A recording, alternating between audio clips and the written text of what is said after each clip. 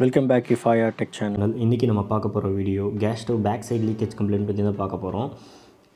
அது எப்படி சால்வ் பண்ணுறது அப்படின்னு சொல்லி இந்த வீடியோவில் பார்க்க போகிறோம். வீடியோ ஃபுல்லாக பாருங்கள், ஸ்கிப் பண்ணாமல் பாருங்கள்.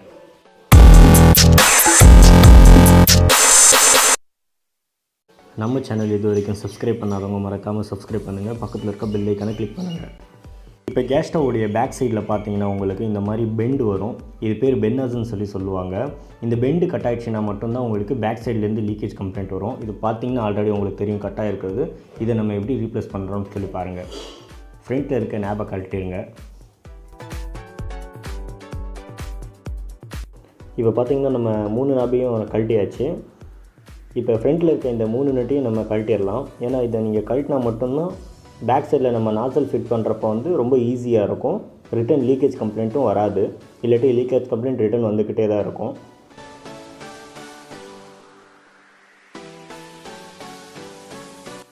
இப்போ பார்த்தீங்கன்னா நம்ம எல்லா நட்டையும் கழட்டியாச்சு. இப்போ கேஸ் ஸ்டவ்வுடைய பேக் சைடில் பார்த்தீங்கன்னா இந்த மாதிரி அலுமினியம் டியூப் வரும். அந்த இடத்துல நட்டுங்க இருக்கும். அந்த நட்டையும் கழட்டிடுங்க.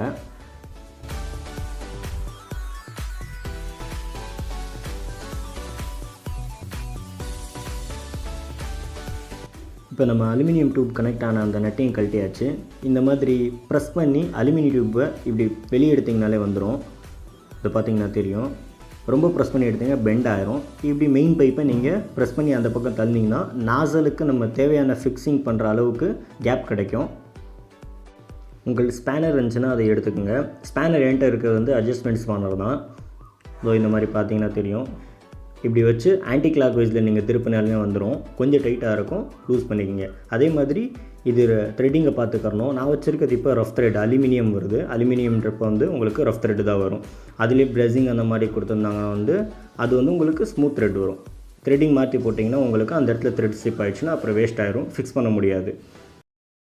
டேப் போட்டுக்கோங்க. ஏன்னா இந்த டேப்பு எந்த அளவுக்கு நீங்கள் சுற்றுறீங்களோ அந்தளவுக்கு உங்களுக்கு லீக்ஸ் கம்ப்ளைண்ட் வராது. இப்போ நம்ம டேப் சுற்றியாச்சு.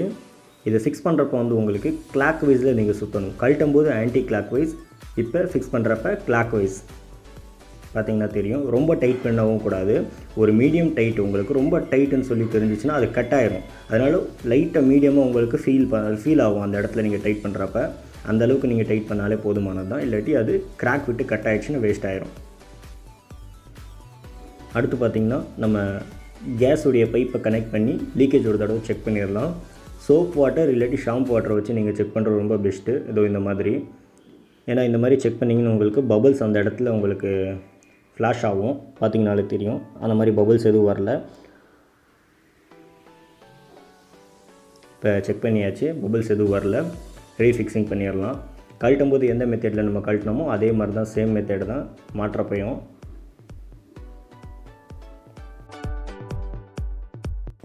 இது வரைக்கும் நம்ம சேனலை சப்ஸ்கிரைப் பண்ணாதவங்க மறக்காமல் சப்ஸ்கிரைப் பண்ணுங்கள். பக்கத்தில் இருக்க பெல் ஐக்கானை கிளிக் பண்ணுங்கள். அப்போ தான் நம்ம போட போகிற வீடியோ உங்களுக்கு நோட்டிஃபிகேஷனாக வரும். இந்த வீடியோ உங்களுக்கு பிடிச்சிருந்துச்சுன்னா லைக் பண்ணுங்கள், ஷேர் பண்ணுங்கள். இந்த வீடியோவில் வேறு எதனாச்சும் டவுட்ஸ் இருந்துச்சுன்னா உங்களுக்கு கீழே கமெண்ட் பாக்ஸில் கமெண்ட் பண்ணுங்கள்.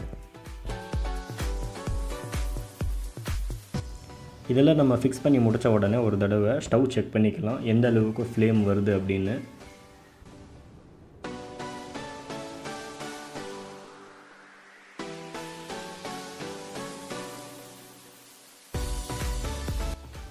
இப்போ லைட் எடுத்து நம்ம ஒரு தடவை ஸ்டவ்வை செக் பண்ணிக்கலாம். அதை என்ன தெரியும், ஃப்ளேம் நல்லா கிளாரிட்டியாக வருது. எந்த ஒரு ப்ராப்ளமும் இல்லை.